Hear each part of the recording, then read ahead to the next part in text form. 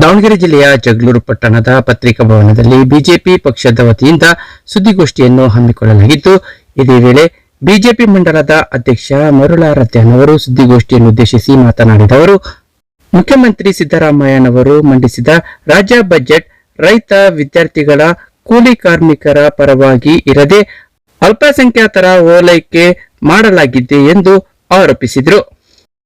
ಯಾವುದೇ ಒಂದು ಯೋಜನೆಗಳಿಗೆ ಪೂರಕವಾಗಿ ಸಂಪೂರ್ಣವಾಗಿ ಹಣವನ್ನು ಕೊಡೋದಕ್ಕಾಗ್ತಿಲ್ಲ.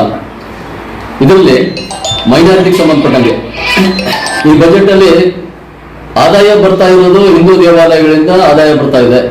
ಆದ್ರೆ ಕೊಡ್ತಾ ಇರೋದಿಲ್ಲ ಯಾರಿಗೆ ಅಂದ್ರೆ ಎಲ್ಲ ಅಲ್ಪಸಂಖ್ಯಾತರಿಗೆ ಮಾತ್ರ ಕೊಡ್ತಾ ಇದ್ದಾರೆ. ಯಾವುದೇ SC, ST, OBC ಜನರಲ್ ಯಾವುದೇ ವರ್ಗಗಳಿಗೂ ನ್ಯಾಯವನ್ನು ಕೊಡ್ತಕ್ಕಂಥ ಕೆಲಸವನ್ನ ಮಾನ್ಯ ಸಿದ್ದರಾಮಯ್ಯನ ಸರ್ಕಾರ ಮಾಡ್ತಿಲ್ಲ ಅಂತೇಳಿ ಈ ಮೂಲಕ ಹೇಳೋದಕ್ಕೆ ಇಷ್ಟಪಡ್ತೇನೆ. ಯಾಕೆ ಅಲ್ಪಸಂಖ್ಯಾತರಿಗೆ ಯಾಕೆ ಅಂತ ಹೇಳ್ತಿದ್ದೀನಿ, ನಾನು ಕೊಡಬಾರ್ದು ಅಂತ ಹೇಳ್ತಿಲ್ಲ, ಅವರಿಗೆ ಕೊಡ್ಲಿ. ಆದ್ರೆ ಸಾವಿರಾರು ಕೋಟಿ ನಿಗದಿ ಮಾಡಿದ್ರು ಕೂಡ ಅವರಿಗೆ ವಸತಿ ಶಾಲೆಗಳು ಆರಂಭ ಮಾಡಿದ್ದಾರೆ, ಸ್ಪರ್ಧಾತ್ಮಕ ಪರೀಕ್ಷೆಗಳಿಗೆ ವಿಶೇಷ ತರಬೇತಿಯನ್ನು ಕೊಟ್ಟಿದ್ದಾರೆ, ಮೂಲಸೌಕರ್ಯಗಳನ್ನ ಮೂಲಸೌಕರ್ಯಕ್ಕೋಸ್ಕರ 100 ಕೋಟಿಯನ್ನ ಮೀಸಲಿಟ್ಟಿದ್ದಾರೆ.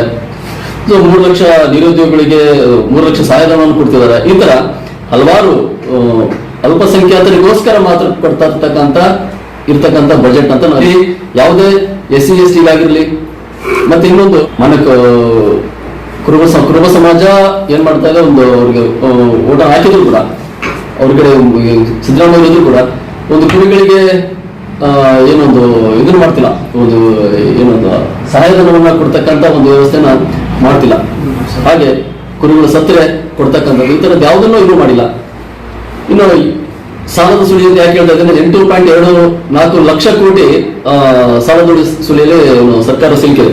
ಇದರಲ್ಲಿ ಇದೇ ಒಂದೇ ವರ್ಷ 1,32,000 ಕೋಟಿ 32 ಲಕ್ಷ ಕೋಟಿ 1,32,000 ಕೋಟಿಯನ್ನ ಈ ಸರ್ಕಾರ ಒಂದೇ ವರ್ಷದಲ್ಲೇ ಮಾಡಿದೆ. ಗ್ಯಾರಂಟಿಗಳಿಗೆ ಹಣವನ್ನು ಸಹ ಪೂರ್ತಿ ಕೊಡಕ್ಕಾಗ್ತಿಲ್ಲ. ಗ್ಯಾರಂಟಿಗಳಿಗೆ ಯಾವುದನ್ನು ಹಣವನ್ನು ಸಂಪೂರ್ಣ ಕೊಡಕ್ಕಾಗ್ತಿಲ್ಲ. ಇದನ್ನ ಈ ಬಜೆಟ್ ಏನಿದೆ ಕೇವಲ ಏನು ಕಣ್ಣುಳಿಸೋ ತಂತ್ರ ಅಂತ ಒಂದು ಬಿಟ್ರೆ ಬೇರೆ ಏನೂ ಇಲ್ಲ. ಇಲ್ಲಿ 2 ತಿಂಗಳಿಗೆ ಇನ್ನೂ ಗೃಹಲಕ್ಷ್ಮಿ ಹಣವನ್ನು ಇನ್ನೂ ಕೊಟ್ಟಿಲ್ಲ. 2,000 ಕೋಟಿ 5,000 2 ತಿಂಗಳು ಕೊಟ್ಟಿಲ್ಲ. ಈ ತರ ಈ ಇರತಕ್ಕಂಥ ಯೋಜನೆಗಳಿಗೆ ಸರ್ಕಾರ ಹಣ ಒದಗಿಸಕ್ಕಾಗ್ತಿಲ್ಲ.